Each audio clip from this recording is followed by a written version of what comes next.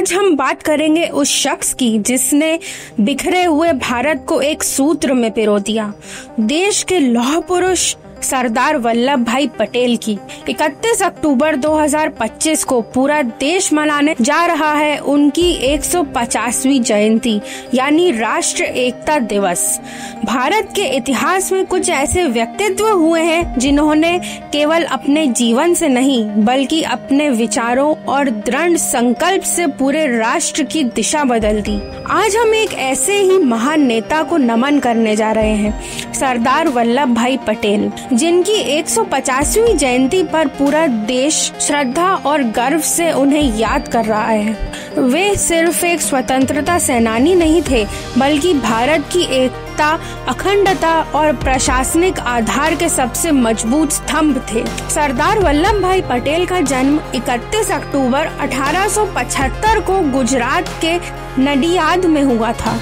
एक साधारण किसान परिवार में जन्मे पटेल ने मेहनत, लगन और आत्मविश्वास के बल पर वकालत की पढ़ाई करी और इंग्लैंड से बैरिस्टर बनकर लौटे। लेकिन उनकी आत्मा अंग्रेजी अदालतों में नहीं बल्कि अपने देश की मिट्टी में बसती थी। महात्मा गांधी के आह्वान पर उन्होंने वकालत छोड़ दी और स्वतंत्रता आंदोलन में अहम भूमिका निभाई। वे भारतीय स्वतंत्रता संग्राम के सबसे अनुशासित, साहसी और संगठनात्मक नेताओं में से एक माने जाते थे। 1928 में उन्होंने बारदोली सत्याग्रह का नेतृत्व किया था, जहां किसानों पर ब्रिटिश सरकार ने अन्यायपूर्ण कर लगाया था। पटेल के नेतृत्व में किसानों ने शांतिपूर्ण संघर्ष किया और अंततः सरकार को झुकना ही पड़ा। उसी संघर्ष के बाद उन्हें सरदार की उपलब्धि भी मिली, लेकिन सरदार पटेल की सबसे बड़ी भूमिका स्वतंत्र भारत के निर्माण में थी। 15 अगस्त 1947 को जब भारत स्वतंत्र हुआ तब देश के सामने सबसे बड़ी चुनौती थी 562 रियासतों को एक राष्ट्र के रूप में जोड़ना। बहुत सी सियासतें या तो पाकिस्तान में शामिल होना चाहती थी या स्वतंत्र रहना चाहती थी। उस समय सरदार ने अपने अद्भुत कूटनीतिक कौशल, दृढ़ इच्छा शक्ति और संवाद क्षमता से असंभव को संभव कर दिखाया। उन्होंने कहा था, इस देश को एक करना मेरा धर्म है, और उन्होंने यह कर दिखाया। हैदराबाद, जूनागढ़ और कश्मीर जैसे बड़ी रियासतों को भारत में मिलाने का कठिन कार्य उन्होंने बगैर युद्ध के केवल अपनी रणनीति और दृढ़ता से पूरा किया। अगर उस समय सरदार पटेल न होते तो आज भारत शायद इतने हिस्सों में बटा होता कि उसका नक्शा ही अलग दिखाई देता। सरदार पटेल का प्रशासनिक दृष्टिकोण भी अतुलनीय था। वे जानते थे कि एक मजबूत राष्ट्र केवल सीमाओं से नहीं बल्कि संविधान और व्यवस्था से बनता है। इसीलिए उन्होंने भारतीय प्रशासनिक सेवा IAS और राष्ट्रीय पुलिस सेवा IPS की नींव भी रखी।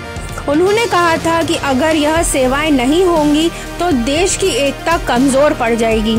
इसीलिए उन्हें भारत का आधुनिक निर्माण, मॉडर्न आर्किटेक्ट ऑफ इंडिया भी कहा जाता है। उनकी दूरदृष्टि और राष्ट्र निष्ठा का ही परिणाम है कि आज भारत एकजुट, शक्तिशाली और आत्मनिर्भर देश के रूप में खड़ा है। उनके योगदान की स्मृति में गुजरात के केवड़िया में स्टैचू ऑफ यूनिटी भी बनाई गई है, जो विश्व की सबसे ऊंची प्रतिमा है। यह केवल एक मूर्ति नहीं बल्कि उस लौह पुरुष की अटूट इच्छा शक्ति का प्रतीक है, जिसने एक बिखरे हुए देश को एक सूत्र में पिरोया। प्रधानमंत्री नरेंद्र मोदी ने 2018 में इस प्रतिमा का लोकार्पण करते हुए कहा था, यह मूर्ति केवल सरदार पटेल की नहीं बल्कि एक सशक्त, एकजुट भारत की आत्मा की प्रतिरूप है। और आज भी जितनी बार भी हम उस मूर्ति को देखते हैं तो हमें याद आता है कि एक व्यक्ति के संकल्प ने कैसे करोड़ों लोगों के भविष्य को दिशा दी थी। सरदार पटेल का जीवन हमें यह सिखाता है कि नेतृत्व का अर्थ केवल सत्ता नहीं बल्कि जिम्मेदारी और त्याग है। उन्होंने व्यक्तिगत महत्वाकांक्षाओं को किनारे रखकर भारत की एकता को प्राथमिकता दी। उनका विश्वास था कि अगर हम आपस में एकजुट रहेंगे तो कोई ताकत हमें कमजोर नहीं कर सकती। आज जब हम उनकी 150वीं जयंती मना रहे हैं तो यह केवल एक श्रद्धांजलि नहीं बल्कि एक प्रेरणा है कि हमें उनके दिखाए गए रास्ते पर चलना है। देश की एकता, भाईचारे और विकास की जो भावना उन्होंने जगाई थी वही आज भारत के लिए सबसे बड़ी ताकत है।